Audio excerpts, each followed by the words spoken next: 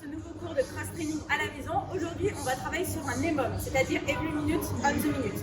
Chaque minute, vous aurez une tâche à réaliser. On va travailler sur 4 blocs de 3 minutes. Première minute, vous aurez 10 ground overhead à réaliser. Ensuite, vous aurez 10 sumo deadlift high pull à réaliser. Et la troisième minute, vous aurez 10 pompes à réaliser. On verra les options et on verra les mouvements juste après. Pour l'échauffement, vous allez partir sur 3 tours. On va travailler sur 8 strict press, 8 tirages haut et ensuite 8 scapula push-up. On fera un petit peu de mobilité avant de commencer l'entraînement. On va commencer par les mouvements de l'échauffement. Vous allez récupérer un objet au choix. D'accord ? Moi aujourd'hui je prends un sac à dos. Vous pouvez charger le sac à dos pour qu'il soit un peu plus lourd, avec des livres, avec des bouteilles d'eau. Ce qui serait bien, c'est que les filles, vous arrivez à 10 kg, les garçons 15 ou un peu plus si vous êtes en forme.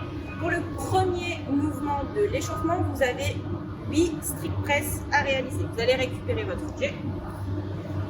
On va le placer devant la poitrine et on va venir presser au-dessus de la tête. Donc je viens effacer la tête, je presse et je réengage la tête dessous pour aligner l'objet à mes épaules.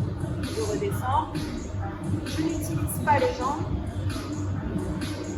uniquement le travail au niveau des épaules. Une fois que j'ai fait mes 8 répétitions, je garde mon objet, je garde mon sac et on vient faire 8 tirages haut. Je pars bras tendus et je viens tirer les coudes haut pour amener l'objet sous le menton. Je retourne les bras, toujours les coudes haut, pas en bas, les coudes bien haut. 8 répétitions. Une fois que j'ai terminé, je passe au sol pour les scapula push-up. Je passe en position de planche, même si vous ne passez pas les coudes sur les pieds. Les bras sont toujours tendus. Je viens relâcher la poitrine pour serrer les omoplates. Et je repousse contre le sol pour éloigner les omoplates. Ça fait 2 répétitions. 3 jusqu'à 8. Les bras doivent rester tendus. C'est que ce mouvement-là, j'éloigne et je rapproche. 3 tours comme ça, donc 8 strict press, 8 tirages haut et les 8 scapula push-up. Pour la mobilité, on va commencer, on va venir étirer un petit peu au niveau des pecs. On va se passer au sol, à genoux. On va écarter les bras très larges et je vais basculer d'un côté, je vais poser coude, épaule et regarder de l'autre sans poser la tête aussi. Je reste 10 à 15 secondes, je bascule de l'autre côté. Encore une fois. Vous pouvez le faire plusieurs fois, ça doit tirer dans le bras jusqu'au pec. Vous pouvez le faire plusieurs fois si nécessaire. Ensuite, on va faire une basic. On va venir s'asseoir au sol. Les jambes le plus écartées possible. Et les orteils toujours vers l'extérieur, jamais vers l'intérieur.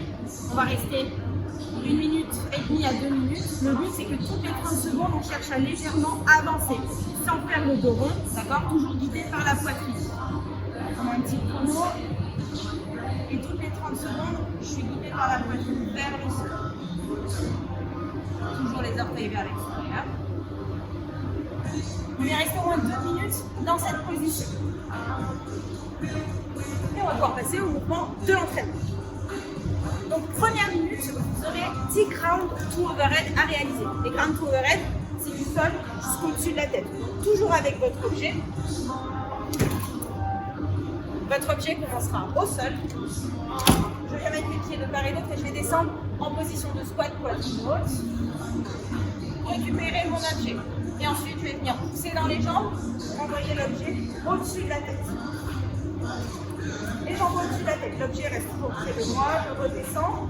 Je reviens en position de départ poitrine haute. Jamais les fesses en l'air. Toujours poitrine haute. Je touche le sol.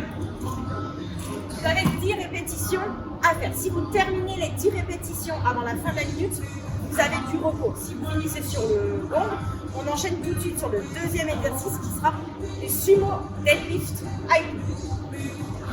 On récupère son objet.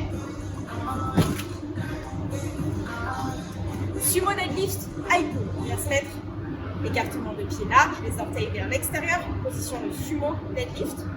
Je vais récupérer mon objet en descendant en flexion sur les jambes. Je vais chercher à tendre les jambes et à tirer. On va retrouver notre mouvement de l'échauffement.